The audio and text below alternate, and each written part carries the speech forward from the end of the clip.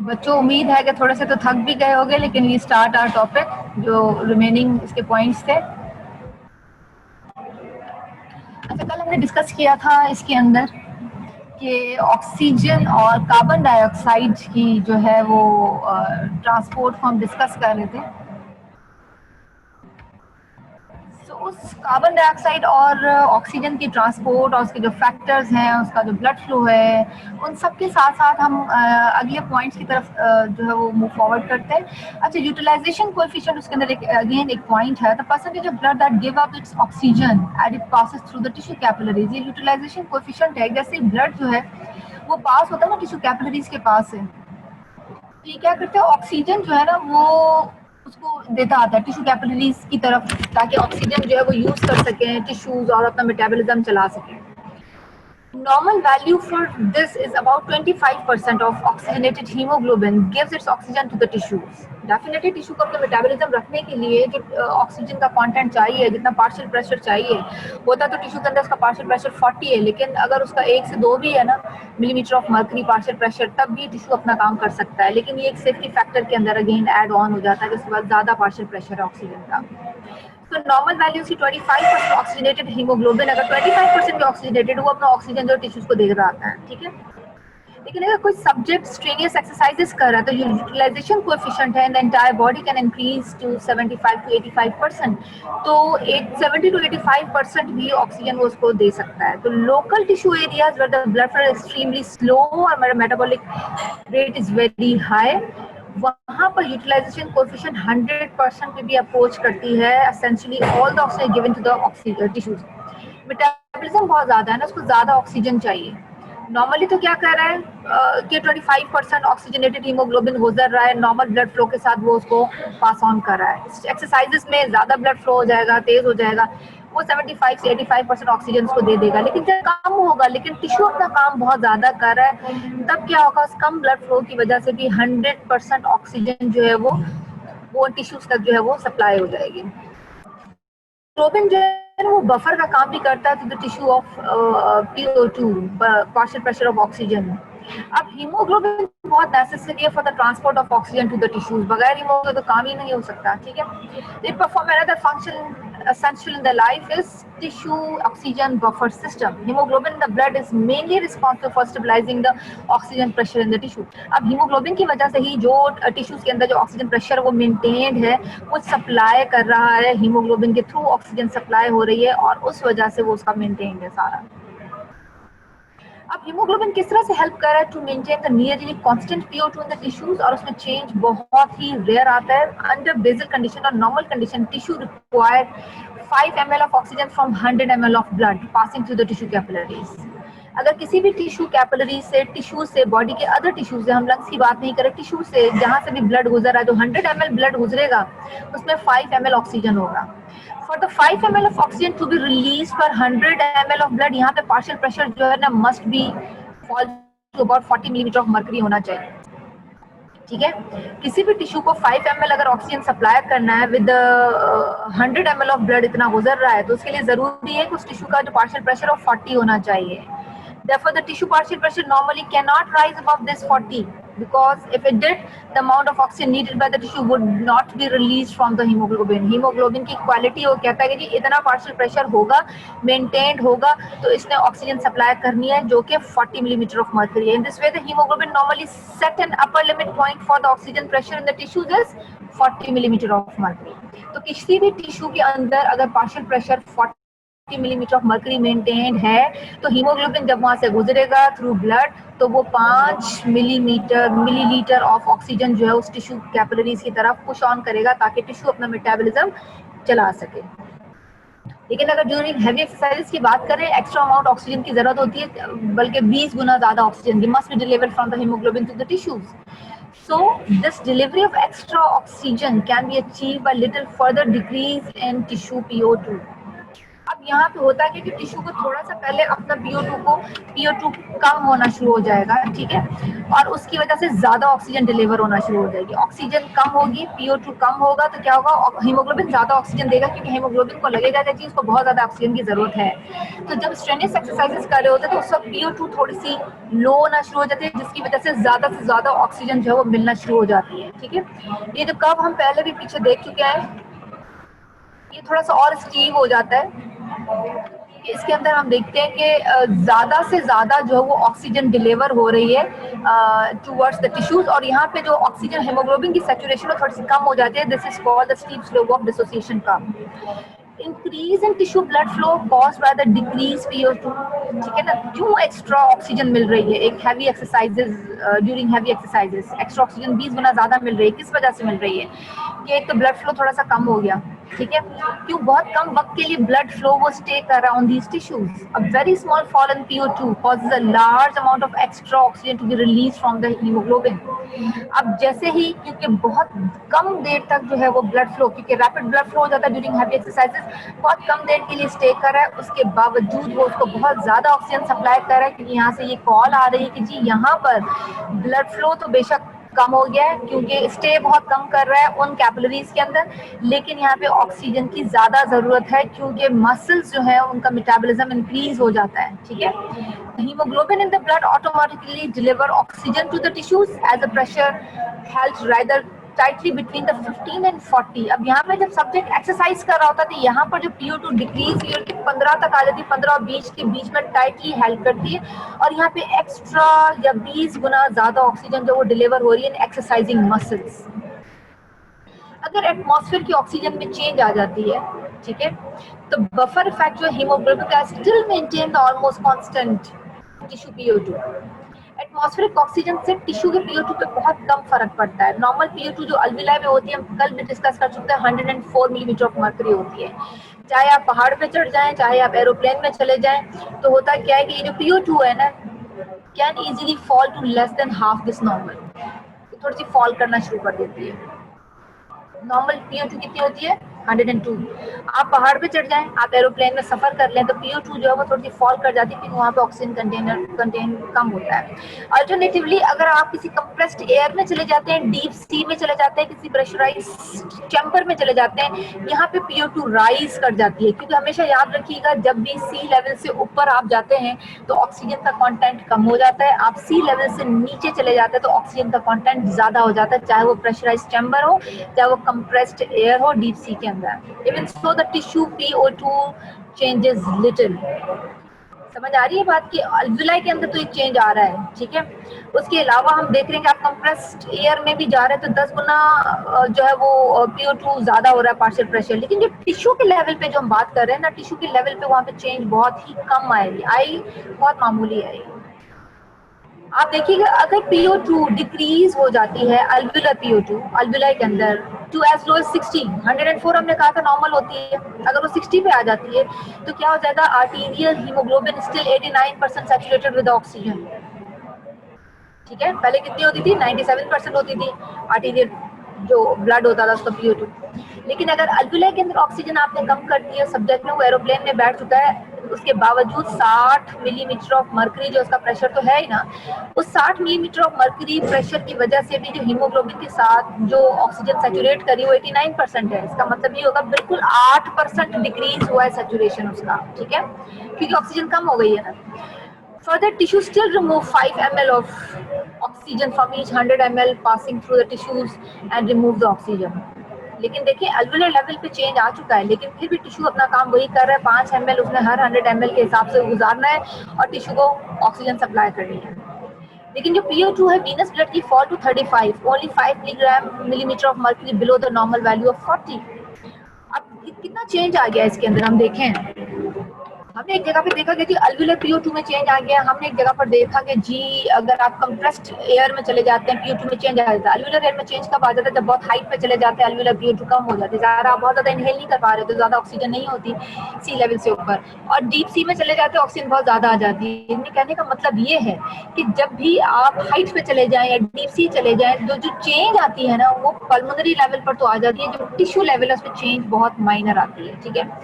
And the tissue PO2 hardly changes despite the marked fall in the alveolar PO2 from 104 to 60. ये 60 पे आया तब भी little change आया है, ठीक है।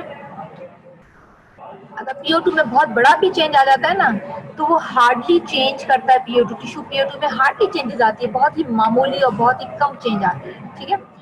कन्वर्सली अगर हम बात करें कि जी PO2 बहुत हाई हो गई है, 500 मिलीमीटर ऑफ मर्करी हो गई है, नॉर्मल कितनी होती है 104, ये 500 हो गई है, फिर भी क्या हो जाएगा, मैक्सिमम जो सैचुरेशन है ना हीमोग्लोबिन की वो 100% से ऊपर तो नहीं जा सकती ना, which is only the 3% of above normal the 97%। इसका मतलब ये पहले ही 97% थी 104 पर, अगर आपने 500 भी इसका PO2 बढ़ा दिया है तब भी क्या हुआ, वो 100% पे हो गई। इसका मतलब है कि सिर्फ 3% ही तो बढ़ी है। तो small amount of additional haemoglobin dissolve in the fluid on the blood. तो ये जो बहुत ज्यादा 500 भी आपने अगर बहुत ज्यादा PO2 कर दिया तब भी उसके मुकाबले में 3% ही वो सैचुरेशन को बढ़ा सका, ज्यादा नहीं कर सका। When the blood passes through the tissue capillaries and lost several ml of oxygen to the tissue, this reduces the PO2 of capillary blood to the value of only about greater than 40 millimeter of mercury. अब यही blood जो है वो capillaries के पास से गुजरेगा, oxygen जो है वो लॉस होना शुरू हो जाएगी, ऑक्सीजन टिश्यूज को मिलेगी, और अब यहाँ पे टिश्यू ज्यादा उसको कंज्यूम भी करेगा, तब भी PO2 जो कैपिलरी ब्लड का है ना वो अगर कम भी होना शुरू हो गया तब भी वो कितना हो जाएगा, 40 मिलीमीटर ऑफ मर्करी पे रहेगा, जो कि हम बता रहे हैं ये पहले भी था, ठीक है। अब हम देखते हैं कि अलवेलर ऑक्सीजन में बहुत बड़े बड़े चेंज लेकर आ जाए, वेरी करे 60 पे भी हमने इसको लेकर आए, कम से कम पे हम 500 पे भी इसको लेकर गए तो बहुत ज्यादा हो गया है। PO2 are still in the PO2 in the peripheral tissue does not vary more than a few ml from the normal। बहुत ज्यादा तो चेंज नहीं है टिश्यू के अंदर, उसकी वजह से आपने बहुत ज्यादा ऑक्सीजन दे दी, आपने बहुत कम ऑक्सीजन कर दी एल्वुलर की, तो टिश्यू में बहुत ज्यादा चेंज नहीं आया। ये बहुत ही खूबसूरती से ये बात बता रहा है कि जो ऑक्सीजन का बफर सिस्टम है वो कौन मेंटेन कर रहा है, ब्लड हीमोग्लोबिन सिस्टम ये इसको बफर कर रहा है। आपने बहुत ज्यादा कम PO2 कर दी तो हीमोग्लोबिन ने क्या कर दिया, ज्यादा से ज्यादा ऑक्सीजन सप्लाई करना शुरू कर दी। आपने बहुत ज्यादा ऑक्सीजन भी बढ़ा दी, इसकी ऑल्वुलर एयर ऑक्सीजन इंक्रीज कर दी, तब भी उसने उसको 100% तक ही रखा, टिश्यू के लेवल पे उसको चेंज नहीं लेकर आया। यहाँ पे कुछ फैक्टर्स हैं जो कि शिफ्ट करते हैं oxygen shift of the oxygen haemoglobin dissociation curve to the right. ये जहाँ पे मैं इस तरफ ये एरो लेकर आई, ये राइट साइड है इसकी, ठीक है। ये इस तरफ 7.6 से अबव हम यहाँ पे जाके, ये लेफ्ट साइड है इस ग्राफ की, ठीक है। इस ग्राफ में वाई एक्सिस पे हम देखेंगे हीमोग्लोबिन की सैचुरेशन नजर आ रही है, कितना हीमोग्लोबिन सैचुरेशन हो रहा है, कितनी ऑक्सीजन बाइंड हो रही है। हम यहाँ पे एक्स एक्सिस में देख रहे हैं pressure of oxygen in the blood PO2 in millimetre of mercury, ठीक है। हम यहाँ पे देखते हैं कि ये जब शिफ्ट करता है ना राइट को, मतलब इस तरफ शिफ्ट करता है, ये कर्व ये इस तरफ शिफ्ट करता है, तो कौन कौन सी कॉजेज है जो इसको यहाँ पे शिफ्ट करवा रहा है। अगर ब्लड के अंदर हाइड्रोजन की कंसंट्रेशन ज्यादा हो जाए, अगर ब्लड में कार्बन डाइऑक्साइड की कंसंट्रेशन ज्यादा हो जाए, अगर किसी सब्जेक्ट का टेम्परेचर ज्यादा हो जाए, अगर इंक्रीज बाय फॉस्फोग्लिसरेट जो है वो इंक्रीज हो जाए, एक कंपाउंड है जो आगे हम डिस्कस करते हैं कि ये बनता है जाकर एक VPG। ये मेटाबॉलिकली इंपॉर्टेंट फॉस्फेट कंपाउंड है जो ब्लड में मौजूद होता है डिफरेंट कंसंट्रेशंस में, डिफरेंट मेटाबॉलिक कंडीशंस के अंदर ये बनता है ब्लड के अंदर, ठीक है। तो अगर ये ब्लड में ज्यादा होना शुरू हो जाए तो क्या हो जाएगा, ये जो शिफ्ट है ना कर्व वो राइट को आ जाएगा। इसका मतलब ये हुआ कि इसकी सैचुरेशन जो है वो कम हो जाएगी। जब सैचुरेशन कम हो जाएगी हीमोग्लोबिन की ऑक्सीजन के साथ, तो ज्यादा से ज्यादा ऑक्सीजन जो है वो ट्रांसपोर्ट होना शुरू हो जाएगी टुवर्ड्स द टिश्यूज,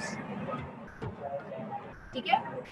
फैक्टर जो उसको शिफ्ट कर रहे हैं, एक तो हमने बात की एसिडिटी की, pH की, हेयर हाइड्रोजन कंसंट्रेशन की जो बात की, ये pH यहाँ पे दिया हुआ है, हाइड्रोजन कंसंट्रेशन जो है वो pH शो करिए, नॉर्मल कितनी होती है 7.4। अगर हाइड्रोजन ज्यादा हो जाए तो pH जो है वो कम होना शुरू हो जाती है 7.2। तो अगर ये 7.4 से 7.2 होना शुरू हो जाती है नॉर्मल वैल्यू से भी, ठीक है। अगर तो ब्लड बहुत ज्यादा एसिडिक हो जाए, pH डिक्रीज हो जाए फ्रॉम द नॉर्मल ऑफ 7.4 से 7.2, तो क्या हो जाएगा, ये कर्व जो वो राइट को शिफ्ट करेगा। इसका मतलब 15% टू द राइट आ जाएगा, ठीक है। ये 7.4 है, यहाँ से ये 7.2 पे आ गया, तो ये 15% जो है वो मोर राइट को शिफ्ट हो गया, ठीक है। अगर सिमिलरली हम pH को ज्यादा कर देंगे तो ये लेफ्ट को शिफ्ट करेगा, pH ज्यादा हो गई तो लेफ्ट को शिफ्ट कर गया इस तरफ, ठीक है। अच्छा जी, कौन कौन से तीन इंपॉर्टेंट फैक्टर्स हैं, increase carbon dioxide, increase blood temperature, और उसके बाद हम हाइड्रोजन को पीछे देख चुके हैं, इंक्रीज 2,3 बायफॉस्फोग्लिसरेट हो गया, ठीक है। ये सारे के सारे जो है वो राइट को शिफ्ट करते हैं इसको, ठीक है। अब इसमें हम देखते हैं बोहर इफेक्ट क्या आ जाता है। Increase delivery of oxygen to the tissue when the carbon dioxide hydrogen levels और ions shift the haemoglobin dissociation curve, the Bohr effect. अब ये क्या होता है कि ऑक्सीजन और हीमोग्लोबिन जो डिसोसिएशन है, कव, इस कव को बात करते हैं, ये शिफ्ट हो जाता है राइट को, ये शिफ्ट हो जाता है लेफ्ट को। होता है क्या है कि अगर ये शिफ्ट हो जाता है ना ऑक्सीजन और हीमोग्लोबिन का डिसोसिएशन कव, ये देखो ये ऑक्सीजन हो गई, ये हीमोग्लोबिन हो गया, ये इनका डिसोसिएशन कव है, ये आपस में अलग किस तरह से होते हैं, तो इनकी शिफ्टिंग होती है या राइट या लेफ्ट साइड में, ठीक है। अगर ये राइट को शिफ्ट हो जाता है in response to increase carbon dioxide, increase hydrogen, has a significant effect by enhancing the release of oxygen from the blood in the tissues and enhancing oxygenation of blood in the lungs. इसे कहते हैं Bohr's effect. होता क्या है कि अगर किसी subject का कार्बन डाइऑक्साइड ज्यादा हो जाए ब्लड में, हाइड्रोजन बहुत ज्यादा हो जाए, ये क्या करेगा, ज्यादा से ज्यादा ऑक्सीजन को रिलीज कराएगा कि ब्लड से टिश्यू में चला जाए। ब्लड की अपनी ऑक्सीजनेशन भी ज्यादा हो जाती है, लंग्स में ऑक्सीजन की ऑक्सीजनेशन ज्यादा हो जाती है। तो होता क्या है कि सब्जेक्ट वो ज्यादा ऑक्सीजन इनहेल कर रहा है, this is called the Bohr effect. Bohr effect क्या है, increase level of oxygen or transport or release of oxygen from the blood in the tissues with the response of increased carbon dioxide and increased hydrogen ion. अगर blood में carbon dioxide ज्यादा हो गया है, hydrogen ज्यादा हो गया है, तो क्या हो जाएगा कि ये इसकी वजह से एक सिग्निफिकेंट इफेक्ट आएगा, ऑक्सीजन ज्यादा रिलीज होगी ब्लड से टिश्यू की तरफ और ऑक्सीजनेशन ब्लड की भी ज्यादा हो जाएगी इन द लंग्स, ठीक है। तो ये क्या कहलाता है, ये बोहर इफेक्ट कहला रहा है। The presence of high partial pressure of carbon dioxide causes hemoglobin to release oxygen. This is called an Bohr effect. आप कह सकते हैं कि अगर हाई पार्शियल प्रेशर है कार्बन डाइऑक्साइड का, वो हीमोग्लोबिन को मजबूर करता है कि जनाब ऑक्सीजन को रिलीज करो। ये क्या है, ये बोहर इफेक्ट है। इसकी इंपॉर्टेंस क्या है, हाई कंसंट्रेशन जो होती है ना कार्बन डाइऑक्साइड की, ये होती है ज्यादातर found in the actively respiring tissues which needs oxygen, ठीक है। कार्बन डाइऑक्साइड ज्यादा है किसी जगह पर, कहाँ पे ज्यादा होगी, टिश्यूज में होती है, तो ये कहाँ पे ज्यादा होती है, एक्टिवली रेस्पायरिंग टिश्यूज में, ठीक है, जो टिश्यू रेस्पायर कर रहे हैं वहां पे ज्यादा होती है, ठीक है। And due to Bohr effect the high carbon dioxide concentration causes haemoglobin to release its oxygen even more rapidly that it would do in otherwise. तो जितना ज्यादा कार्बन डाइऑक्साइड होगा, ये मजबूर करेगा कि ऑक्सीजन रिलीज हो, हीमोग्लोबिन से डिटैच हो जाए, तो ये क्या कहलाएगा, ये बोहर इफेक्ट कहलाएगा। Similarly this Bohr effect with hydrogen and biphosphoglycerate, ठीक है। जैसे ब्लड पास करता है टिश्यू से, कार्बन डाइऑक्साइड डिफ्यूज कर रही है टिश्यू से, from the tissues and the blood, ऐसा ही है ना कि हम क्या कर रहे हैं कि ब्लड से दे रहे हैं ऑक्सीजन टिश्यूज को और टिश्यू रिवर्स में क्या दे रही है, कार्बन डाइऑक्साइड दे रही है। इंक्रीज जब ब्लड में PO2 ज्यादा होना शुरू हो जाएगा ना, ये क्या करेगा, ब्लड में कार्बोनिक एसिड इंक्रीज हो जाएगा। ये जो PO2 है ना, ये जाके उसके साथ मिलेगा हाइड्रोजन आयन के साथ, ये कार्बोनिक एसिड बनाएगा। And this effect again hydrogen oxygen haemoglobin dissociation curve to the right and downward, ये और उसको नीचे की तरफ लेके जाएगा, ठीक है। तो हाइड्रोजन भी ज्यादा हुआ, कार्बन डाइऑक्साइड भी ज्यादा हुआ, ये दोनों को दोनों क्या करेंगे, ऑक्सीजन को ज्यादा से ज्यादा रिलीज कराएंगे, ठीक है। इसकी अपोजिट इफेक्ट लंग में होता है, when the carbon dioxide diffuses from the blood into the alveoli, तो वो उसके मुकाबले में वो लंग्स में ये हो रहा है कि कार्बन डाइऑक्साइड जो है वो अल्वेओलाई की तरफ भागना शुरू करती है ताकि कार्बन डाइऑक्साइड एक्सपायर आउट हो जाए। So reduce in blood PCO2 and decrease in hydrogen concentration, shifting the oxygen hemoglobin curve to the left and upward. अगर PCO2 कम हो जाए, अगर हाइड्रोजन कम हो जाए, तो ये क्या काम करेंगे, ये कम हो जाएंगी तो डिसोसिएशन कर्व को लेफ्ट एंड अपवर्ड लेकर जाएंगे। इसका मतलब ये होगा ज्यादा से ज्यादा ऑक्सीजन बाइंड हो जाएगी और कार्बन डाइऑक्साइड बाहर की तरफ निकलेगी।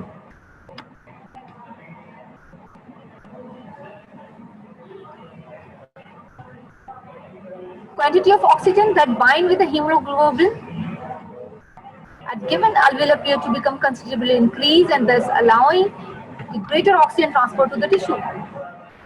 ऑक्सीजन की क्वांटिटी जो बाइंड कर रही है हीमोग्लोबिन के साथ, जितना अल्वेओलर PO2 है, ये इंक्रीज हो जाएगी, ज्यादा ऑक्सीजन जो है वो ट्रांसपोर्ट होना शुरू हो जाएगी।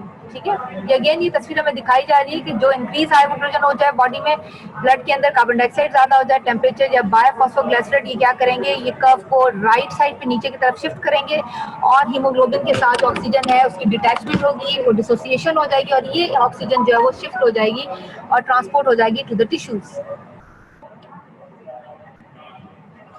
नॉर्मल बीपीजी जो बायोफॉस्फोग्लिसरेट की हमने बात की थी, ठीक है, ये भी राइट वर्ड शिफ्ट करता है उसकी वजह से भी। हाइपोक्सिक कंडीशन में जो बड़ी लास्ट लॉन्गर फ्यू आवर्स तक हो, तो बीपीजी जो ब्लड में ना वो इंक्रीज होना शुरू हो जाता है। अब बीपीजी क्यों इंक्रीज हो रहा है वो बात कर रहे हैं हम, ठीक है। अगेन ये भी क्या करता है, उसको और राइट की तरफ लेके जाता है। This causes oxygen to be release to the tissue as much as 10 millimetre of mercury higher tissue oxygen pressure that would be without increase BPG. ठीक है, वो जितना ज्यादा होता जाएगा वो उसको और शिफ्ट कराता चला जाएगा। ड्यूरिंग एक्सरसाइजेस की भी हम बात करते हैं, सेवरल फैक्टर्स ये भी शिफ्ट कर रहे हैं dissociation curve to the right. ठीक है, delivering extra amount of oxygen to active exercising muscle fibres. हम अब ड्यूरिंग एक्सरसाइज के ऊपर आ जाते हैं, इस कर्व को क्या हो जाता है, releasing large quantity of carbon dioxide. Exercising muscles क्या कर रहे होंगे, मेटाबॉलिज्म ज्यादा होगा, बहुत ज्यादा कार्बन डाइऑक्साइड बना रहे होंगे ना, that causes release large quantities of carbon dioxide, and this and several other acids released by the muscle increase hydrogen concentration। और वो हाइड्रोजन कंसंट्रेशन जो है वो मसल कैपिलरी ब्लड में आना शुरू हो जाएगी। इसका मतलब ये हुआ कि हम ये बात कर रहे हैं कि एक्सरसाइजिंग मसल के अंदर एक तो कार्बन डाइऑक्साइड ज्यादा हो गया क्योंकि बर्न बहुत ज्यादा रहा है, मेटाबॉलिज्म ज्यादा है, उसके साथ कुछ और ऐसे एसिड्स भी बने, वो हाइड्रोजन भी आ गया। इन एडिशन टेम्परेचर भी उसका मसल का ज्यादा हो जाएगा ना एक्सरसाइजिंग का, तो ये सारे क्या कॉज करेंगे, increase oxygen delivery to the muscle fibre even more. ठीक है, चलेंगे, ये हो गया। मेटाबॉलिक यूज किस तरह से हो रहा है, ऑक्सीजन कितना यूज कर रही है इसको। ऑक्सीजन की अगर हम बात करें कि ऑक्सीजन का कितने रेट पे यूज हो रही है, only a minute level of oxygen pressure is required for a cell for the normal intracellular chemical reactions to be take place। कितना चाहिए, मैं पहले भी बता चुकी हूँ, सेलुलर PO2 अगर मोर देन 1 भी है ना तो इसके लिए बहुत ज्यादा है कि सेल अपना काम कर सके। इसके लिए सबसे इंपॉर्टेंट और लिमिटिंग फैक्टर वो adenosine diphosphate in the cell है। सेल ये कहता है कि जी आप मुझे ऑक्सीजन जो है ना वो बेशक 1 मिलीमीटर ऑफ मर्करी से थोड़ा ज्यादा दे दें, लेकिन अगर ADP नहीं होगा तो मैं काम नहीं कर सकता। ठीक है, we show the relationship between intracellular PO2, the rate of oxygen uses and different concentration of ADP। ठीक है, क्योंकि ADP होगा तो काम हो सकता है, ADP नहीं है तो काम मुश्किल है। Whenever intercellular PO2 above 1 millimeter of mercury, the rate of oxygen usage become constant for any given concentration of ADP in the cell। अगर PO2 आपका किसी सब्जेक्ट का 1 मिलीमीटर ऑफ मर्करी है तो उसने काम वही करना है अगर आपका ADP नॉर्मल है। लेकिन अगर ADP कंसंट्रेशंस में आप चेंजेस लेकर आते हैं, the rate of oxygen uses change in proportion to the change in ADP concentration। आप ADP की कंसंट्रेशन को चेंज करेंगे तो ऑक्सीजन की कंसंट्रेशन चेंज होगी, लेकिन अगर आप ऑक्सीजन की कंसंट्रेशन को कांस्टेंट रखेंगे तो ADP किसी भी कंसंट्रेशन पे काम कर सकता है। इस डायग्राम में देखते हैं हम, ये इंट्रासेलुलर PO2 ये कहता है जी 1 मिलीमीटर पे मैं बहुत अच्छा काम करता हूँ। ठीक है, तो यहाँ पे रेट ऑफ ऑक्सीजन यूजेज है, ADP अगर हाफ नॉर्मल है तो ये इतना ऑक्सीजन का रेट जो है ना वो यूज कर रहा है, इतना ही है। अगर ADP आपने नॉर्मल रखा है तो ये इतना जो है वो रेट ऑफ ऑक्सीजन यूजेज इसका इतना हो गया है। फिर अगर आप ADP में 1/2 नॉर्मल रखते हैं तो उसका रेट ऑफ यूजेज फिर अगेन इतना हो जाता है। ये कहता है जनाब कि आप अगर 1 पे मिलीमीटर ऑफ मर्करी पे PCO2 रखेंगे सेल का, तो ADP में अगर आप चेंज लाएंगे तो मेरी यहाँ पर जो कंसंट्रेशन है ऑक्सीजन की यूजेज की वो चेंज हो जाएगी। लेकिन अगर intracellular PO2 1 millimetre of mercury पे मौजूद है तो मैं इस लेवल के ऊपर आके ADP को यूज कर सकता हूँ with different concentration. So adenosine triphosphate ये यूज कर रहा है सेल, उसमें से कन्वर्ट होकर ADP बन रहा है। ADP की कंसंट्रेशन इंक्रीज हो रही है, मेटाबॉलिक यूज ऑक्सीजन इसको ज्यादा यूज हो रहा है। ये कंबाइन कर रही है डिफरेंट सेल न्यूट्रिएंट्स के साथ ताकि एनर्जी रिलीज करा सके और फिर ये ADP दोबारा बैक टू ATP में कन्वर्ट हो जाती है। नॉर्मल ऑपरेटिंग कंडीशंस में क्या होता है, जो रेट ऑफ ऑक्सीजन यूजेज है बाय द सेल्स ये कंट्रोल कर रहा है by the rate of energy expenditure within the cells, कितनी जरूरत है और वो रेट कौन सा है, किस रेट पे करिए, which the ADP is formed from the ATP। जो सेल के लिए जो बहुत चीज जरूरी है वो ADP है कि कितना बन रहा है, कितने एक्सपेंडिचर पे आ रहा है, उसके लिए मैटर नहीं करता कि इंट्रासेलुलर PO2 जो है वो 1 से ज़्यादा है तो कितना है, वो 1 इंट्रासेलुलर PO2 पे भी काम कर लेता है, लेकिन सेफ्टी फैक्टर के लेवल पे वो मैक्सिमम 40 पर है और कम से कम भी 15 पे ज़रूर काम करता है। उसके अलावा टिश्यू सेल ये भी देखता है कि उसकी कैपिलरी के साथ डिस्टेंस कितना है। कैपिलरी टिश्यू सेल्स जो है वो 50 माइक्रोमीटर अवे होता है कैपिलरी से, जहाँ से ऑक्सीजन उसके लिए आना है, ठीक है। अब क्योंकि ये डिस्टेंस काफ़ी ज़्यादा है तो क्या होता है कि टिश्यू अपना मेटाबॉलिज्म जो है ना वो बहुत ज़्यादा रैपिड नहीं रखता, उसको फिर नॉर्मलाइज कर देता है, वो डिफ्यूजन लिमिटेड हो जाता है ऑक्सीजन यूज़ कि आराम से पहुंचेगा तो वो आराम से उसको यूज़ करेगा, तो वो डिफ्यूजन लिमिटेड भी ऑक्सीजन का जो है वो ट्रांसपोर्ट हो जाता है। सो and is no longer determined by the amount of ADP formed in the cell। अब यहाँ पे जो ऑक्सीजन की जो डिलीवरी है वो डिफ्यूजन डिपेंडेंट है कि कितनी जो है वो पहुंच रही है, वो पहुंचेगी तो उसने काम करना है। But this almost never occurs accept in the pathological states, कि जब भी पैथोलॉजिकल स्टेट्स होगी तो फिर ये डिफ्यूजन लिमिटेड नहीं रहेगा। ब्लड फ्लो, उसका क्या इफेक्ट है the metabolic use of oxygen. Oxygen जो मेटाबॉलिकली यूज हो रही है, सेल उसको यूज कर रहे हैं, वहाँ पे ब्लड फ्लो का क्या इफेक्ट हो जाता है। टोटल जो अमाउंट ऑक्सीजन का है जो अवेलेबल है इन ईच मिनट, कितना किस लेवल पे डिटरमाइन करता है। हम देखते हैं सबसे पहले क्वांटिटी ऑफ ऑक्सीजन कितनी है जो ट्रांसपोर्ट हो रही है with each 100 ml। Blood flow का रेट कितना है, ठीक है। अगर तो ब्लड फ्लो जीरो हो जाता है तो अमाउंट अवेलेबल ऑक्सीजन जो है ना वो भी जीरो हो जाए, क्योंकि जीरो है कि ब्लड फ्लो तो हो ही नहीं रहा है। There are times when the rate of blood flow through the tissue can be so slow that the PO2 falls below the critical 1 millimeter of mercury required for the intracellular metabolism। intracellular metabolism खुद कहता है बेचारा कि जी मेरे लिए 1 millimetre of mercury बिखेरा है, मैं इस पर काम कर लूंगा।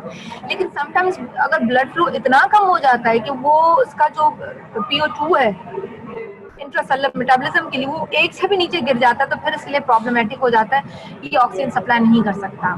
सो under these condition the rate of tissue oxygen usage ये भी ब्लड फ्लो लिमिटेड हो जाता है। एक तो डिफ्यूजन की जी कितने रेट पे पहुंच रहा है, फिर ये कहता है कि ये ब्लड फ्लो लिमिटेड भी हो जाता है। Either diffusion limited or not blood flow limited oxygen state can continue for long। ये बहुत अरसे तक नहीं चल सकता because the cell receive less oxygen than is required to continue the life of the cells। So diffusion limited पे भी बहुत ज्यादा काम नहीं कर सकता बहुत देर तक। ये ब्लड फ्लो लिमिटेड भी नहीं कर सकता क्योंकि सेल जो बेसिकली है ना उससे लेस ऑक्सीजन वो रिसीव करता रहेगा जो कि रिक्वायर्ड है उसकी कि जी वो लाइफ को जिंदा रखने के लिए वो अच्छे तरीके से ऑक्सीजन को यूज भी कर सके। कितना ट्रांसपोर्ट ऑफ ऑक्सीजन डिसॉल्व कितने स्टेट में, एक तो हम कहते हैं कि ये ट्रांसपोर्ट हो रही है, ठीक है, जो कि हम बात करते हैं कि जी इतनी इतनी ट्रांसपोर्ट हो चुकी है, 5 ml ट्रांसपोर्ट हो रही है विद एवरी 100 ml। ये डिसॉल्व कितनी है, जो 3% की हमने बात की थी, ये 3% डिसॉल्व भी होती है। नॉर्मल PO2 अगर 95 है किसी सब्जेक्ट में आर्टीरियल PO2 तो वो 0.29 ml ऑफ ऑक्सीजन जो डिसॉल्व होती है एवरी 100 ml के साथ, ठीक है। अब होता क्या है कि एवरी 100 ml के साथ अगर ये डिसॉल्व है when the PO2 blood falls to normal 40 tissue capillaries के लेवल पे ये 40 पे भी चली जाती है। 95 हमने बात की थी कि जी ये होती है आर्टीरियल के अंदर, टिश्यू में पहुंचते हुए ये 40 हो जाती है। Only 0.10 ml of oxygen remain dissolve. Arterial blood में कितनी डिसॉल्व होती है 0.29। ये पहुंचती जब टिश्यू तक पहुंचती है तो सिर्फ इतनी डिसॉल्व रह जाती है 0.12 तक। इन अदर वर्ड्स हम कह सकते हैं 0.17 ml ऑक्सीजन जो है ना नॉर्मली ट्रांसपोर्ट होती है in dissolve state to the tissue by 100 ml of arterial blood flow. तो हम कह सकते हैं कि जी 0.17 ml जो है ना ऑक्सीजन नॉर्मली ये डिसॉल्व स्टेट में ट्रांसपोर्ट हो जाती है, आगे की तरफ चली जाती है, ठीक है। कंपेयर हम करेंगे तो 5 ml ऑक्सीजन ट्रांसपोर्ट हो रही है विद द हीमोग्लोबिन, लेकिन डिसॉल्व स्टेट में कितनी चली जाती है 0.17 ml तक चली जाती है। स्ट्रेनियस एक्सरसाइजेज में हीमोग्लोबिन जो है वो रिलीज करती है ऑक्सीजन बहुत ज्यादा to the tissues, increase another 3 fold, उसमें तो ज्यादा हो जाती है ना। तो रिलेटिव क्वांटिटी जो है ना ऑक्सीजन की transport in the dissolve state ये फॉल कर जाती है। क्यों, क्योंकि ज्यादा तो ऑक्सीजन जो हीमोग्लोबिन के जरिए जा रही है, तो अदरवाइज अगर नॉर्मल स्टेट में ये 0.17 होती है, ठीक है, हाँ जी ये इतनी होती है, तो फिर क्या हो जाता है कि 0.17 जा रही है लेकिन dissolve state by the each 100 ml of arterial blood है। लेकिन अगर आप इसे पूरा क्वांटिटेटिवली देखें तो वो 3% एज टोटल होती है डिसॉल्व स्टेट, ठीक है। तो ये कितनी हो जाती है ड्यूरिंग एक्सरसाइज 1.5% हो जाती है। अगर पर्सन ब्रेथ करे oxygen at a very high alveolar PO2 कि अमाउंट ज्यादा से ज्यादा ट्रांसफर हो जाए, ठीक है, ये dissolve state become much greater, ये समटाइम्स इतना ज्यादा सीरियस एक्सेस ऑक्सीजन को सब्जेक्ट टिश्यू की तरफ चला जाता है that leads to oxygen poisoning and that leads to brain convergence, दौरे पड़ना, एपिलेप्सी शुरू हो जाती है और सब्जेक्ट जो है उसकी डेथ भी हो सकती है। सो बहुत ज्यादा टिश्यू ऑक्सीजनेशन की भी जरूरत नहीं होती, ठीक है। तो वो एक लिमिटिंग फैक्टर है ऑक्सीजन का कि उसको ट्रांसपोर्ट होती है, जिसके लिए PO2 40 होना बहुत जरूरी है और जो उसकी क्रिटिकल जो लेवल है वो 15 to 40 हो तो इतनी ऑक्सीजन पहुंच जाएगी और वो भी सैचुरेटेड फॉर्म में आएगी। कार्बन डाइऑक्साइड और सॉरी कार्बन मोनोऑक्साइड ये पॉइजनिंग कंबाइन करता है हीमोग्लोबिन को at a same point on the haemoglobin molecule as does with oxygen. अब हीमोग्लोबिन का एक मॉलिक्यूल ऐसा है जिसके साथ जाके हीम पोर्शन है जिससे ऑक्सीजन बाइंड होता है। ये कार्बन मोनोऑक्साइड भी इतना ही बहुत तेज है, वो 250 टाइम ज्यादा सख्ती के साथ उसी हीम पोर्शन के साथ जहाँ पे ऑक्सीजन बाइंड है ये भी जाके बाइंड हो जाता है। ये कार्बन मोनोऑक्साइड हमें मिलता कहाँ से? ये इंडस्ट्रियल फ्यूम्स में से मिलता है। जैसे रात को हम सर्दियों में हीटर जलाते हैं, कार्बन मोनोऑक्साइड उसमें से रिलीज होता है।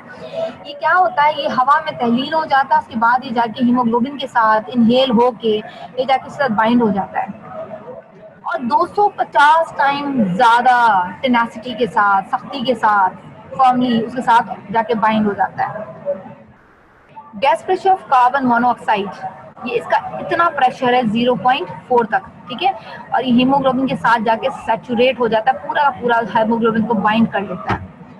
अगर इसका पार्शियल प्रेशर कार्बन मोनोऑक्साइड का 0.4 millimetre of mercury in the alveoli है, इसका मतलब ये हुआ कि 1:250 that of the normal alveolar oxygen 100 है ना अल्वुला के अंदर उसकी PO2, ये अलाउ करता है कार्बन मोनोऑक्साइड को कि compete करे equally with the oxygen for the combination of hemoglobin and causes half the hemoglobin in the blood to become bound with the carbon monoxide instead of oxygen। क्योंकि ये इसकी quantity कम है लेकिन ये बहुत ही टेनासिटी के साथ, बड़ी सख्ती के साथ बाउंड हो जाता है और बहुत ही इसका साथ इसका बाउंड जो है वो टाइट बाउंड है और उस वजह से ये क्या करता है कि हीमोग्लोबिन के साथ जाके compete करता है उसके मॉलिक्यूल्स के साथ जाके, और जहाँ पे आधे से ज्यादा जगहों पे ये कार्बन मोनोऑक्साइड जाके उसके साथ बाइंड हो जाता है instead of oxygen. So carbon monoxide का जो प्रेशर है ना वो 0.6 millimetre of mercury, volume concentration less than 1/1000 in the air can be lethal. ये इतना लीथल है, इस हद तक खतरनाक है, इतना लाइफ थ्रेटनिंग है। अगर इतना प्रेशर भी जो है ना ये एयर में इसका हालांकि less than 1/1000 in the air, अगर ये एयर में इतना भी तो बहुत खतरनाक है। होता क्या है कि क्योंकि हीमोग्लोबिन के साथ जो है ना वो तो बाइंड हो गया है लेकिन काम नहीं कर रहा, क्योंकि ज्यादा काम कौन कर रहा है? कार्बन मोनोऑक्साइड ज्यादा चढ़ के बैठ गया हीमोग्लोबिन के ऊपर, ठीक है। ऑक्सीजन तो मौजूद है लेकिन वो ऑक्सीजन मौजूद होने के बावजूद काम नहीं कर रही क्योंकि बहुत ज्यादा टेनासिटी से कार्बन मोनोऑक्साइड बाउंड है। इसकी वजह से होता है कि ब्लड में जो है कंटेंट ऑफ ब्लड ऑक्सीजन में जो है वो ग्रेटली रिड्यूस हो जाते हैं कार्बन मोनोऑक्साइड पॉइजनिंग, ठीक है। उसके कंटेंट जरूर रिलीज हो जाते हैं, वो हीमोग्लोबिन से डिटैच जरूर हो जाता है लेकिन फिर भी अगेन ब्लड में मौजूद है। ब्लड में इसकी लेवल जो है ना PO2 की वो नॉर्मल है, उसके कंटेंट किस तरह रिड्यूस हो गए हैं? ऑक्सीजन की content blood is greatly reduced in carbon monoxide poisoning, क्योंकि वो उस मॉलिक्यूल के ऊपर कार्बन मोनोऑक्साइड ज्यादा चढ़ के बैठा है। ये बैठा हुआ है लेकिन काम नहीं कर रहा, वो एक्टिव कंटेंट नहीं है उसके। इस सिचुएशन में होता है क्या, carbon monoxide specially dangerous because the blood is bright red and there is no obvious sign of hypoxaemia such as the bluish colour of the finger tips of the lips. अब है कि क्योंकि blood में oxygen तो मौजूद है, काम नहीं कर रही, क्योंकि उसकी जगह पे काम कौन कर रहा है? कार्बन मोनोऑक्साइड कर रहा है। अब होता क्या है कि PO2 इज नॉट रिड्यूस्ड। अब होता क्या है जनाब कि जो रेस्पिरेटरी सेंटर्स है ना ब्रेन के, वो फीडबैक मांगते हैं कि जनाब वो रेस्पिरेटरी सेंटर्स उसके स्टिमुलेट हों और रेस्पिरेटरी रेट को इंक्रीज कर दें in response to lack of oxygen. Low PO2 को वो करते हैं, लेकिन है क्या जनाब, क्योंकि लो PO2 तो एब्सेंट है, वो तो रिफ्लेक्ट ही नहीं कर रही, क्योंकि वो तो ऑक्सीजन का जो कंटेंट है वो बेसिकली तो हीमोग्लोबिन के ऊपर चढ़ के बैठा हुआ है, वो काम नहीं कर रहा सिर्फ, ठीक है। तो होता है क्या कि रेस्पिरेटरी सेंटर्स को पता ही नहीं चलता कि कार्बन मोनोऑक्साइड क्या गेम खेल रहा है, क्योंकि पेशेंट के अंदर ब्राइट रेड है हीमोग्लोबिन, वो ब्लड तो ब्राइट रेड होता है, तो उसकी वजह से ऑक्सीजन का कंटेंट वो मौजूद भी है उसके अंदर, लेकिन ब्लड के अंदर मौजूद है लेकिन उसका कंटेंट वहाँ पे थोड़ा सा कम हो गया, एक्टिव पार्टिसिपेट नहीं कर रहा। क्यों? क्योंकि हीमोग्लोबिन के मॉलिक्यूल्स के साथ जाके कार्बन मोनोऑक्साइड अटैच हो गया है। अब ब्रेन जो है ना वो पहला ऑर्गन है, वो अफेक्ट करता है सबसे पहले लेक ऑफ ऑक्सीजन। अब ऐसा सब्जेक्ट जिसका लो PO2 रिफ्लेक्ट ही नहीं हो रहा, समझ ही नहीं आ रहा, पता ही नहीं चल रहा, क्योंकि ब्लड के अंदर ऑक्सीजन कम नहीं हुआ, तो ब्रेन क्या होता है, सबसे पहले डिसोरिएंटेट होना शुरू हो जाता है, सब्जेक्ट जो अनकॉन्शियस होता है और उसे पता ही नहीं चलता कि जी वो डेंजर में जा चुका, बैठे बैठे ही वो अनकॉन्शियस होना शुरू हो जाता है और पेशेंट सीवियरली पॉइजनस हो जाता है कार्बन मोनोऑक्साइड से। इसको ट्रीट कैसे करते हैं, प्योर ऑक्सीजन देते हैं, because oxygen at high alveolar pressure can displace carbon monoxide rapidly form it's combination with haemoglobin. आप ये हाई प्योर ऑक्सीजन सब्जेक्ट को देंगे तो क्या होना शुरू हो जाएगा, कार्बन मोनोऑक्साइड डिस्प्लेस होना शुरू हो जाएगी। पेशेंट को उसका बेनिफिट ये कि from simultaneous administration of 5% carbon dioxide, उसको साथ साथ आप 5% कार्बन डाइऑक्साइड भी उसको देते हैं, क्योंकि वो स्ट्रांगली स्टिमुलेट करती है रेस्पिरेटरी सेंटर्स को, ताकि सब्जेक्ट एल्वुलर वेंटिलेशन ले सके। और ज्यादा से ज्यादा एल्वुलर वेंटिलेशन ज्यादा लेने की वजह से क्या हो जाता है, उसमें भी एल्वुलर कार्बन मोनोऑक्साइड जो है वो कम होना शुरू हो जाता है। अगर आप सब्जेक्ट को इंटेंसिव ऑक्सीजन और कार्बन डाइऑक्साइड थेरेपी देंगे तो carbon monoxide can be remove from the blood as much as 10 times as rapidly as without therapy. ठीक है, तो अगर आप इन दोनों की कॉम्बिनेशन देंगे एक ऐसे सब्जेक्ट को जिसको कार्बन मोनोऑक्साइड पॉइजनिंग हो चुकी है, तो ये सब्जेक्ट जल्दी 10 times रैपिडली ये काम करेगा, बेहतर होना शुरू हो जाएगा। यहाँ पे PO2 हमें बताया गया है, ठीक है, PO2 में हमें बताया गया है कि जी आर्टीरियल एंड पे हमने बताया था 100% है, वीनस एंड पे या हम एट रेस्ट या उसको बोलेंगे जी ये टिश्यू लेवल पे इतना है, 40 है। इसकी सैचुरेशन देखिए, जब ये 40 है तो ये 75% सैचुरेटेड है, ये आर्टरीज में अगर 100% है ये 97% और 100% सैचुरेट है, हीमोग्लोबिन के साथ ऑक्सीजन बाइंड है। ठीक है, कार्बन डाइऑक्साइड की ट्रांसपोर्ट रेस्पिरेटरी एक्सचेंज रेशियो क्या होता है, कार्बन डाइऑक्साइड की जो ट्रांसपोर्ट है ना उसमें बहुत ज्यादा इतने हिचेस नहीं है, बहुत प्रॉब्लमेटिक नहीं है। नॉर्मल रेस्टिंग कंडीशन में एवरेज जो है, जैसे बात करते हैं ऑक्सीजन की 5 ml पर 100 ml के साथ 5 ml जो वो ऑक्सीजन ट्रांसपोर्ट हो जाती है, सिमिलरली कार्बन डाइऑक्साइड में 4 ml कार्बन डाइऑक्साइड जो ट्रांसपोर्ट होती है टिश्यू से लंग की तरफ with each 100 ml of blood. So oxygen की कितनी जरूरत है, 5 ml पर 100 ml, और वो ऑक्सीजन कहाँ से आ रही है, वो एल्वुलर से ब्लड में, ब्लड से टिश्यूज की तरफ आ रही है। और ये जो कार्बन डाइऑक्साइड है ये 4 ml जो है ये टिश्यू में बन रही है और टिश्यू से ये लंग्स की तरफ ट्रेवल करेगी with the help of capillaries. Chemical forms जो है in which the carbon dioxide is transport, कौन कौन सी फॉर्म में ये ट्रांसपोर्ट हो रही है, कार्बन डाइऑक्साइड डिफ्यूज करती है जब टिश्यू सेल से, ये जाके उसके जो मॉलिक्यूल्स है ना कार्बन डाइऑक्साइड के वो बनना शुरू हो जाते हैं। ठीक है, out of the tissue cells in the dissolve molecular carbon dioxide form, ये उसी में से निकलते हैं। ये जैसे टिश्यू कैपिलरीज में आते हैं, कार्बन डाइऑक्साइड जो है वो इनिशिएट करता है होस्ट का, वो वहाँ पर रहना शुरू कर देता है और वहाँ पे उसकी फिजिकल और केमिकल रिएक्शन जो है उसके शुरू हो जाते हैं और ये कार्बन डाइऑक्साइड की फाइनली ट्रांसपोर्ट करा रहा होता है। ठीक है, हम यहाँ पे देखेंगे सेल के अंदर कार्बन डाइऑक्साइड बना, ये बनने के बाद यहाँ पे एंटर हो गया इस ब्लड के अंदर, ब्लड में ये प्लाज्मा में भी मौजूद है, ये यहाँ से आरबीसी के अंदर भी जा रहा है। प्लाज्मा में जब ये कार्बन डाइऑक्साइड वाटर के साथ मिलता है तो ये कार्बोनिक एसिड बनाना शुरू कर देता है। ठीक है, क्या कार्बोनिक एसिड बनाया, ऐसे ही है, कार्बन डाइऑक्साइड भी है, यहाँ से वाटर आ गया, ये दोनों चीजें इधर मिली तो इन्होंने कार्बोनिक एसिड भी बनाया। Once it enters inside the RBCs में भी ये इसके साथ बनेगा। यहाँ पे एक आप देखेंगे एंजाइम मौजूद है कार्बोनिक एनहाइड्रेस, अगेन ये यहाँ पे कार्बोनिक एसिड ही बनाएगा। कार्बोनिक एसिड जो है वो बन गया, इसकी डिसोसिएशन होती है with the help of enzyme, ये फिर ये डिसोसिएट होने के बाद बाइकार्बोनेट और उसके बाद हाइड्रोजन में ये कन्वर्ट हो जाएगा, बाइकार्बोनेट फिर प्लाज्मा में आ जाता है और ये बाइकार्बोनेट बफरिंग का काम करता है ताकि जितना भी एसिड अगर हो, एसिडिटी होना शुरू हो जाए तो वो सारी की सारी बाहर आउट हो जाए। तो कार्बन डाइऑक्साइड जो ट्रांसपोर्ट हो रहा है ना, किस फॉर्म में कितने परसेंट हो, जो कार्बन डाइऑक्साइड है वो 7% फॉर्म हो रहा है, ठीक, ट्रांसपोर्ट हो रहा है। हीमोग्लोबिन जो कार्बोक्सी हीमोग्लोबिन ये 23% में कार्बन डाइऑक्साइड हीमोग्लोबिन के साथ मिलके जो ट्रांसपोर्ट हो रहा है वो 23% है। ये बाइकार्बोनेट के फॉर्म में 70% ट्रांसपोर्ट हो रहा है कार्बन डाइऑक्साइड। तो अगर कार्बन डाइऑक्साइड अनलोन को इन सब चीजों के अंदर हम देखें तो ये सिर्फ इस परसेंट में कि ये कार्बन डाइऑक्साइड है ये 7% ट्रांसपोर्ट हो रहा है, हीमोग्लोबिन के साथ ये बाइंड हो जाता है, ये 23% जो है वो ट्रांसपोर्ट हो जाएगा, ये बाइकार्बोनेट के साथ बाइंड होकर 70% ट्रांसपोर्ट होना शुरू हो जाता है। ठीक है,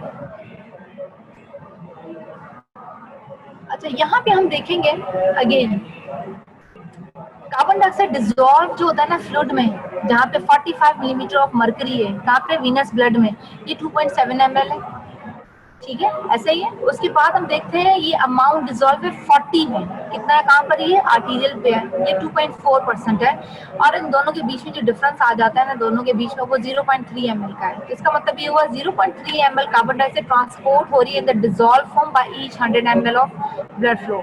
तो हम कह सकते हैं कि जो कार्बन डाइऑक्साइड टोटल जो ट्रांसपोर्ट हो रही है ना, वो 7% हो रही है, नॉर्मली ट्रांसपोर्ट हो रही है, ठीक है, ये 3, और इसके बाद ये भी 3% हो गई, और ये टोटल जो है वो 7 कुछ डिजोल्व फॉर्म में भी ये जो है ट्रांसपोर्ट हो रही है।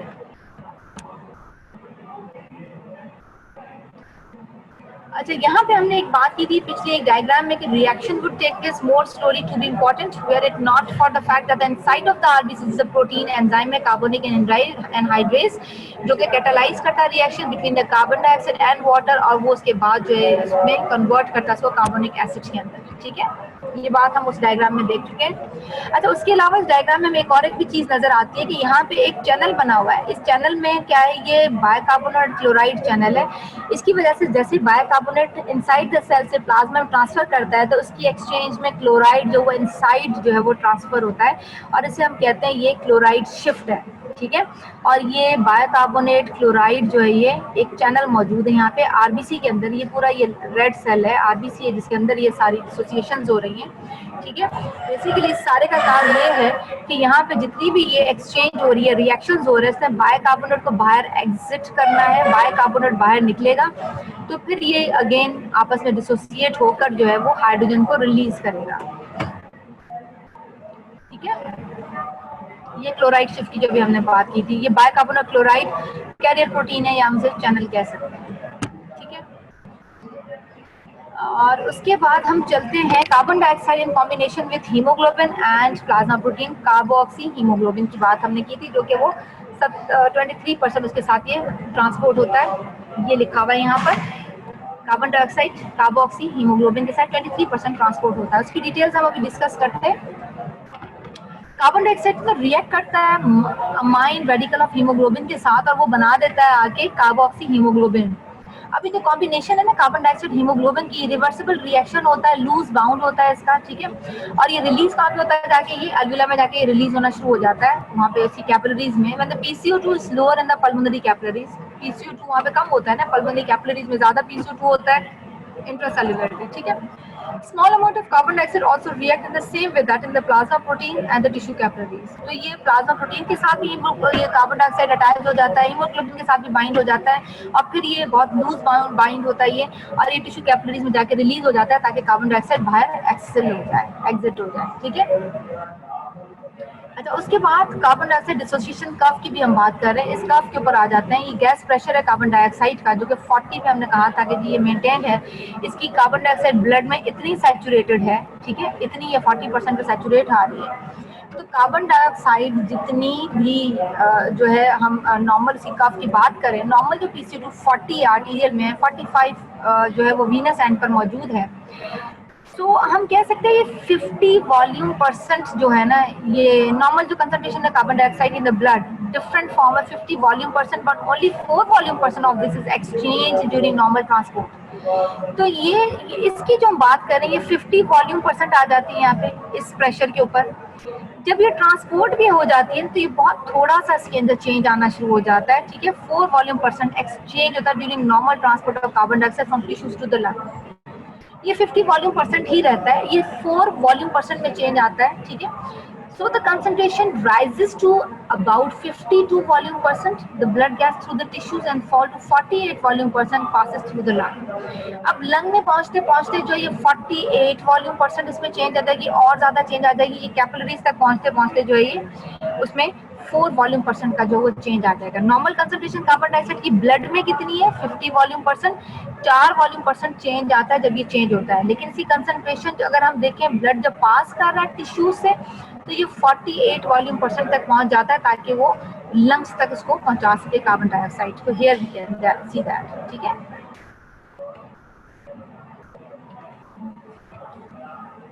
ये दो चीजें बहुत याद रखने वाली हैं, हेल्डिंग्स इफेक्ट और Bohr's effect. Increase in carbon dioxide in the blood, अगर ब्लड में कार्बन डाइऑक्साइड ज्यादा हो जाती है क्या करता है, हमने पहले वो जो डिसोसिएशन कब देखा था ना, ऑक्सी हीमोग्लोबिन डिसोसिएशन, उसमें यही था, इंक्रीज कार्बन डाइऑक्साइड हो जाए तो it causes oxygen to be displace from the haemoglobin, जिसे हम कहते हैं बोहर इफेक्ट है। और उसकी वजह हो क्या रही है, ये इंपॉर्टेंट फैक्टर है for transporting increasing amount of oxygen, ठीक है। इसका रिवर्स जो है ना वो हेल्डिंग इफेक्ट है। इसमें क्या होता है, holding binding of oxygen with the haemoglobin tend to displace the carbon dioxide from the blood, ठीक है, ये इंपॉर्टेंट इफेक्ट है ये। ऑक्सीजन अगर हीमोग्लोबिन के साथ ज्यादा बाइंड करती है ना, तब वो क्या करती है, वो ब्लड में से कार्बन डाइऑक्साइड को निकालती जाती है। This effect is called is हेल्डिंग effect. ये क्वांटिटेटिवली मोर इम्पोर्टेंट है ताकि कार्बन डाइऑक्साइड ट्रांसपोर्ट हो सके as compared to the Bohr effect that promoting the oxygen transport. And Haldane effect result from the simple fact that the combination of oxygen and hemoglobin in the lungs, ठीक है, lung की capillary की बात हो रही है, causes hemoglobin to become a stronger acid, ठीक है। बोहर इफेक्ट कहाँ पे हो रहा था, टिश्यू की लेवल पे हो रहा था ये सारा, ठीक है, ताकि टिश्यू ज्यादा से ज्यादा ये ट्रांसपोर्ट हो सके। ये जो हेल्डन इफेक्ट है ना, ये लंग के लेवल पर हो रहा है। इसमें हम देख रहे हैं कि ज्यादा से ज्यादा जो है ना ऑक्सीजन हीमोग्लोबिन की बाइंड होने की वजह से ज्यादा कार्बन डाइऑक्साइड बाहर ट्रांसपोर्ट हो रही है, बाहर एग्जिट हो रहा है उसका, ठीक है। अच्छा जी, यहाँ पे हम देखेंगे ये PCO2 को हमें दिखाया गया है, ये carbon dioxide in the blood volume percent में दिखाया गया है। अगर तो PO2 जैसे कि ये टिश्यू लेवल पे है, ये आर्टीरियल ब्लड के अंदर है, तो आर्टीरियल ब्लड के अंदर ये मौजूद है, ये PCO2 उधर मौजूद है। हम देख रहे हैं कि जो कार्बन डाइऑक्साइड इन ब्लड के अंदर, कार्बन डाइऑक्साइड ब्लड के अंदर अगर तो हम देखें कि ये ए पोर्शन पे आ गया। यहाँ पे इस डायग्राम में मैं आपको समझा देती हूँ, यहाँ पे इसकी डिस्क्रिप्शन भी है। When the PCO2 is 100 which is case in the blood capillaries in the lungs, ये लंग के लेवल पर है। और ये जो है ना, ये टिश्यू कैपिलरी की बात कर रहे हैं कि यहाँ पे 40 होता है, ठीक है। पॉइंट ये हमें शो करता है कि अगर PCO2 45 इन द टिश्यू है, PCO2 45 होता है ना टिश्यू में, इतना ही होता है, हम पीछे भी ये चीज डिस्कस कर चुके हैं। इन द टिश्यू ये 52 volume percent carbon dioxide combine with 52 volume percent combine होता है with the combine with the blood. ये इस तरफ इस डायग्राम को लेकर जाएंगे। टिश्यू में ऑक्सीजन इतना है, आर्टीरियल ब्लड में ऑक्सीजन इतना है। हम कह रहे हैं कि जब टिश्यू के अंदर 45 होता है कार्बन डाइऑक्साइड, तो वो 52 वॉल्यूम परसेंट है कार्बन डाइऑक्साइड कंबाइन है ब्लड के साथ, ठीक है। उसके बाद जब ये लंग के अंदर आता है, लंग के अंदर ट्रांसफर होता है, जब लंग तक पहुंचता है ये फॉल करता है 40, ठीक है, फॉल करता है ना ये 40 के अंदर। तो यहाँ पर हम देखेंगे ये जब फॉल करता है ना 40 के ऊपर, तो हम देखते हैं यहाँ पे ऑक्सीजन जो लंग के अंदर है ना वो 100 पे पहुंच जाती है, कार्बन डाइऑक्साइड ये गिर जाता है। कार्बन डाइऑक्साइड अल्विला के अंदर कम नहीं हो जाएगा ना, टिश्यू के अंदर ज्यादा बनता है, अल्विला तक पहुंचते पहुंचते हम देखते हैं कि ये 40 तक पहुंच जाता है, 40 तक आ जाता है।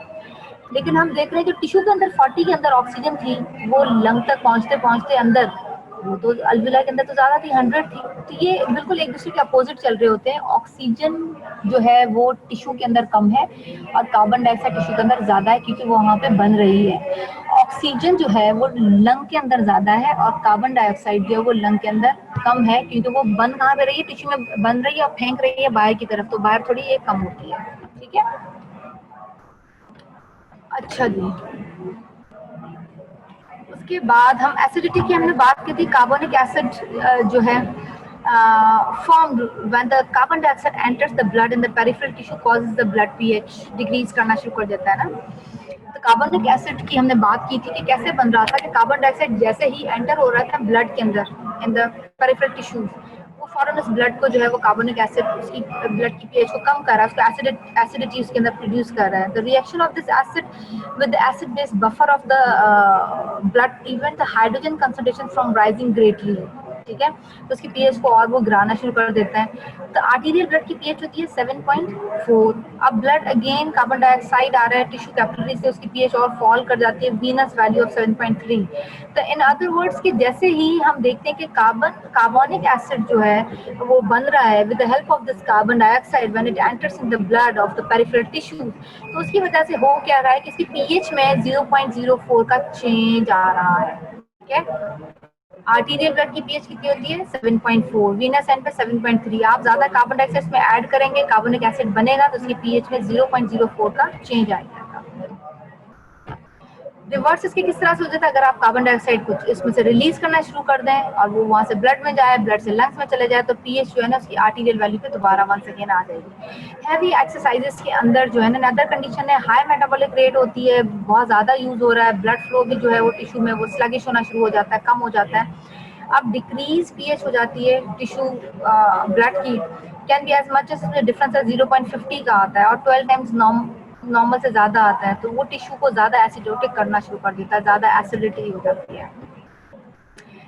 रेस्पिरेटरी एक्सचेंज रेशियो बहुत इंपॉर्टेंट है, याद रखने वाला है। Normal transport of oxygen from the lungs to the tissue by each 100 ml, तो कितनी हम कह रहे थे कि ट्रांसपोर्ट होती है 5 ml ट्रांसपोर्ट होती है ना ऑक्सीजन, और कार्बन डाइऑक्साइड कितनी ट्रांसपोर्ट होती है 4 ml ट्रांसपोर्ट होती है टूवर्ड्स जो है वो लंग्स। लेकिन टिश्यू की तरफ ऑक्सीजन कितनी चाहिए 5 चाहिए, और लंग्स की तरफ जो है ये ट्रांसपोर्ट होती है carbon dioxide from the tissues to the lungs is 4।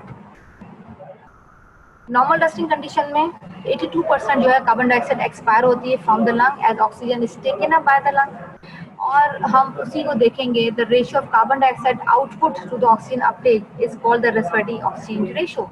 तो नॉर्मल डस्टिंग कंडीशन में हम क्या देखते हैं 82% as much carbon dioxide is expired from the lung as oxygen is taken up by the lung. इतनी ऑक्सीजन इंटेक नहीं करा जितना कार्बन डाइऑक्साइड बाहर निकल, क्योंकि उसकी डिफ्यूजिंग कैपेबिलिटी, उसकी ट्रांसपोर्ट 20 टाइम्स ज्यादा है कार्बन डाइऑक्साइड ही।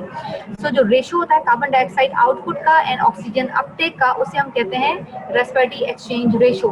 कि उस हिसाब से हम देख रहे हैं कि ऑक्सीजन 5 आ रही है, कार्बन डाइऑक्साइड 4 बाहर निकल रही है लीटर के हिसाब से 4 ml के हिसाब से, लेकिन carbon dioxide 40 time greater speed है उसकी। तो इस तरह से हम इसको लिखते हैं rate of carbon dioxide output और रेट ऑफ ऑक्सीजन अपटेक। अब जो वैल्यू है ना इसकी रेस्पिरेटरी एक्सचेंज रेशियो की, वो डिफरेंट मेटाबॉलिक कंडीशन में चेंज हो जाती है। जब बंदा एक्सेसिवली कार्बोहाइड्रेट डाइट खाता है या उसका बॉडी का मेटाबॉलिज्म पूरा का पूरा कार्बोहाइड्रेट डाइट पे, तो ये जो रेशियो है ना वो राइज करता है 1.00 तक। लेकिन कभी जब सब्जेक्ट फैट चीजें कंज्यूम कर रहा है तो ये बहुत सारा रेशियो चला जाता है एज लो एज 0.07। रीजन क्या, इस डिफरेंस क्या है, ऑक्सीजन जो है वो मेटाबोलाइज करती होती है with carbohydrate, 1 molecule of carbon dioxide form with each molecule of oxygen consumed, तो इसका इसके साथ बहुत ज्यादा है। लेकिन जब ये ऑक्सीजन रिएक्ट करती है फैट के साथ, तो large share of oxygen combine with the hydrogen items from the fat to form a water instead of carbon dioxide. ये क्या करती है, वो फैट के साथ मिलकर वाटर बनाना शुरू कर देती है इंस्टेड के वो कार्बन डाइऑक्साइड बनाए।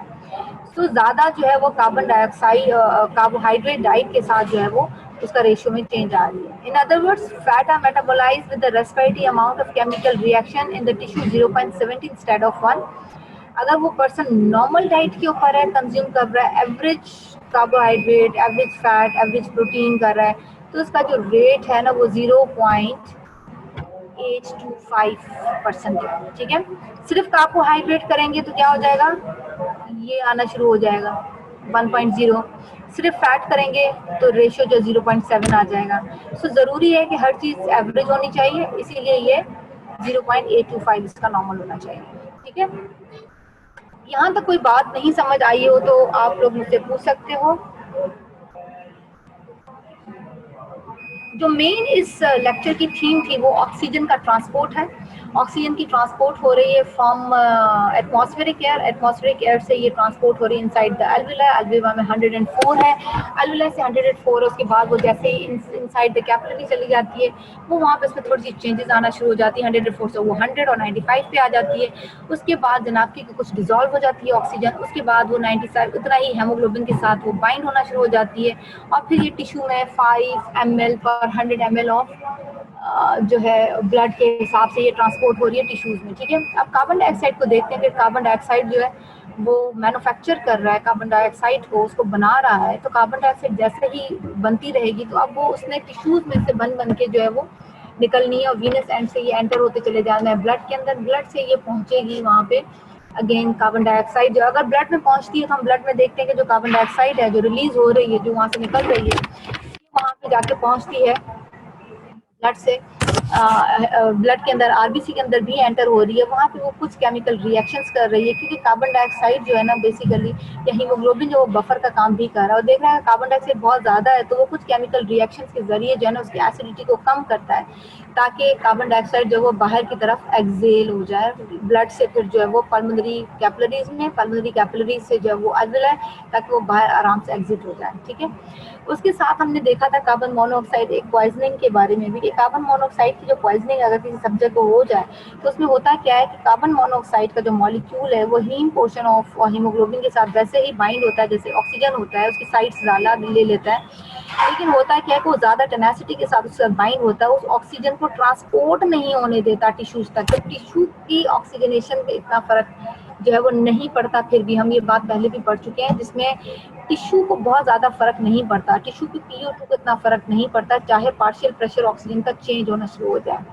तो होता क्या है कि ब्लड में ऑक्सीजन तो मौजूद है, उसके कंटेंट तो मौजूद है, लेकिन उसका लेवल उसमें कम नहीं होता, इसीलिए रेस्पिरेटरी सेंटर्स को भी अलार्म नहीं जाता, कहीं भी नहीं जाता, सब्जेक्ट आराम से अनकॉन्शियस होके सीरियस भी हो सकता है। लेकिन अगर ये सब्जेक्ट जो है ये हॉस्पिटलाइज हो, आपको पता हो, अगर मेजर्ड हो कि इस एरिया में इतनी कार्बन मोनोऑक्साइड मौजूद होती है, आप उस सब्जेक्ट को अगर इमरजेंसी में ट्रीटमेंट देना शुरू कर दें, जिसमें आप 100% प्योर ऑक्सीजन दें और उसको 5% कार्बन डाइऑक्साइड, तो 100% प्योर ऑक्सीजन क्या काम करेगी कि ऑक्सीजन को कार्बन मोनोऑक्साइड को डिसोसिएट करेगी उसकी कॉम्पिटिटिव साइड से, जहाँ जहाँ पे ये बाइंड है हीमोग्लोबिन के मॉलिक्यूल के साथ, अब वो खुद वहाँ पे ऑक्सीजन को बाइंड कराती रहेगी। दूसरा वो क्या काम करेगी कि ये कार्बन डाइऑक्साइड अगर आप किसी सब्जेक्ट को इनहेल कराते हैं तो उसके फॉरन रेस्पिरेटरी सेंटर्स जो है वो स्टिमुलेट हो जाएंगे, वो जैसे ही रेस्पिरेटरी सेंटर स्टिमुलेट होंगे, सब्जेक्ट जो अल्वेओलर वेंटिलेशन उसकी ज़्यादा हो जाएगी, लंबे लंबे सांस लेगा, वेंटिलेशन ज़्यादा हो जाएगी, उसकी वजह से भी कार्बन मोनोऑक्साइड बाहर जो वो एक्सपेल हो जाता है।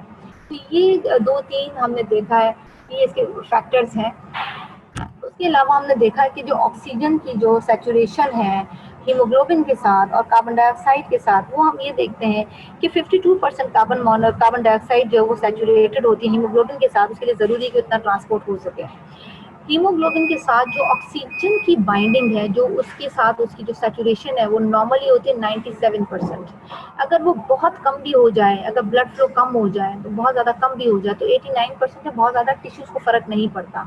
अगर आप किसी हैवी एक्सरसाइजेज में किसी की PO2 बहुत ज़्यादा कर दें तो वो सब्जेक्ट जो है वो उसमें क्या हो जाएगा, अगेन टिश्यू लेवल पे बहुत ज़्यादा डिफरेंस नहीं आएगा, क्योंकि सब्जेक्ट जो है वो अपने टिश्यू के लेवल को, हीमोग्लोबिन क्या करता है वो बफरिंग का काम कर रहा है, वो उतनी ऑक्सीजन पहुंचा रहा है, चाहे उसको ऑक्सीजन कम मिल रही है ज़्यादा मिल रही है, हीमोग्लोबिन का काम है कि अगर PO2 40 पे जो है वो मेंटेन्ड है तो वो एक सर्टेन अमाउंट ऑफ ऑक्सीजन को टिश्यूज तक पहुंचाता रहेगा, ये उसका काम है। इसीलिए हम कहते हैं कि हीमोग्लोबिन जो है वो एक बफरिंग एक्शन करता है, वो कमी को भी और ज़्यादती को भी वो फ़ौरन मेंटेन कर देता है, बहुत ज़्यादा भी नहीं होने देता, कम भी नहीं होता, वो अपनी पूरी कोशिश करता है कि इनका कॉम्बिनेशन जो है वो मेंटेन रहे, इतनी ऑक्सीजन जो है वो सप्लाई होती रहे। ठीक है, यहाँ तक किसी को कोई सवाल, कोई बात पूछनी हो तो यू कैन फ्रीली आस्क बच्चों, और अगर समझ आ गई ये बात इतनी भी तो प्लीज़ मुझे बता दें कि जी आपको ये सारी बात यहाँ तक जो है you all can get all this points. जो इम्पोर्टेंट है वो हेल्डिंग्स इफेक्ट है, जिसमें कार्बन डाइऑक्साइड रिवर्सिबली से डिटैच हो रहा है। जो इम्पोर्टेंट है वो बोहर इफेक्ट है कि ज़्यादा कार्बन डाइऑक्साइड होने की वजह से जो ऑक्सीजन जो है वो डिटैच हो जाती है। हाँ जी, कोई एक बच्चा जो ये बता दे, किसी समझ आई हुई है, काफ़ी सारे बच्चे हैं इसमें, और जिसमें मैं देख रही हूँ कि 43 बच्चे हैं यहाँ जो अटेंड कर रहे हैं। एनी वन ऑफ यू यहाँ तक कोई बच्चा बता दे इसको समझ आई हुई है? Yes ma'am, good. Vira, got it ma'am, good. Laiba, समझ आ गई है। समी मकसूद, यस मैम, आगे समझ, गुड गुड। नायला अब्दुल वहीद,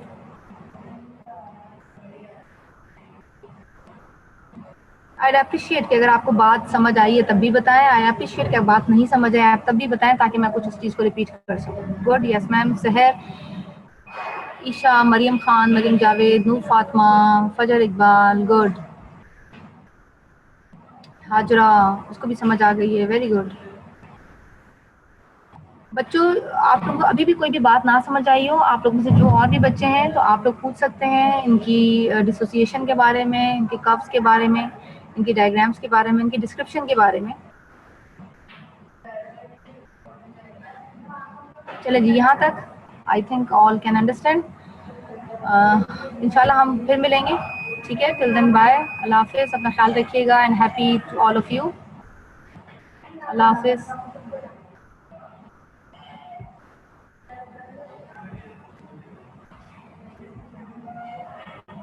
अल्लाह हाफिज़ बच्चों।